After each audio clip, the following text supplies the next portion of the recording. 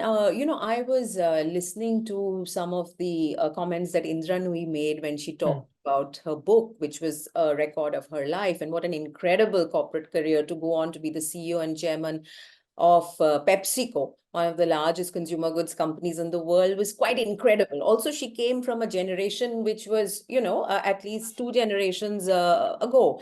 So the question is, she said something that I found very interesting, and I brought it out because I think since I know you personally, and I'm going to take advantage of that, which doesn't happen in most conversations. She said trade-offs have been made, right? There have been trade-offs that has been made. And she says, Nui said that you're working so hard, you don't realize the trade-offs. You just go work, you're just working, going from project to project. You train yourself to stay at the top, and that's tougher than training yourself to get to the top. She also said, and this is the quote, actually, I was stumbling, I couldn't find it. I had no idea how to stop working. I had no idea how to stop working. Do you feel that sometimes you have no idea how to stop working? Oh, all the time, Anurag. And I cannot remember the last time that I had a spontaneous moment and said, today I'm not doing India business now. I'm going to go watch a movie or, to grab dinner or so on and so forth.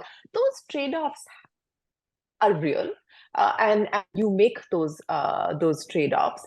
But I think what I have come to realize, and I think this is a journey that I know a lot of women are on, that we need to start prioritizing ourselves, not as wives or mothers or daughters, but as individuals.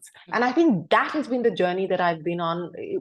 I would say for the last maybe 4 or 5 years. So it's been a fairly recent shift where, every time I was sort of, I need to do this for myself, but I would say, oh, but there's no time, or, I have this shoot or I have that. And I would strike that off. But I would do all the 35 other things that were required for other people or for the organization. And now I have realized that you end up penalizing yourself without even realizing it. So, there is this sort of one side of you, which is the leader, the person at work, and all of that. But then you're diminishing yourself as an individual, as a human being, because you're limiting your own growth. So I've now started to make a conscious effort to find that time. And you can find the time if you choose to. I mean, we managed to do 17 shoots in a day, right? So, like, how do we do that? Because you put your mind to it, get that done, because you believe that that's a job that needs to be done.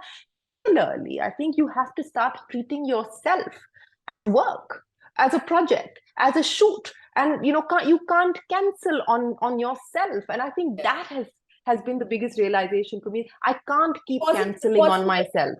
And it wasn't the case earlier. You had to No, come to this no, point, and you had to work at making it happen as well, right? absolutely. And again, it comes from also a sense of security, right? It comes from saying that, look, I'm doing my best. I'm doing my bit. I don't have to constantly feel insecure about the fact that, if what if I slip up, or what if something goes wrong? You will slip. There will be mistakes.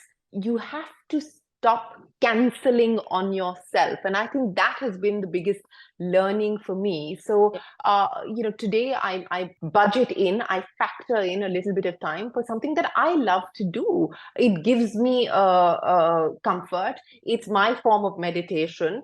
And, whether I come back at 2 o'clock in the morning from a shoot, or, from an overnight trip or whatever, I make sure that I do that. And I don't give myself the opportunity to say, no, let me strike this off my to-do list. So put yourself on the to-do list. I think that for me has been the biggest realization and the biggest learning over the last few years.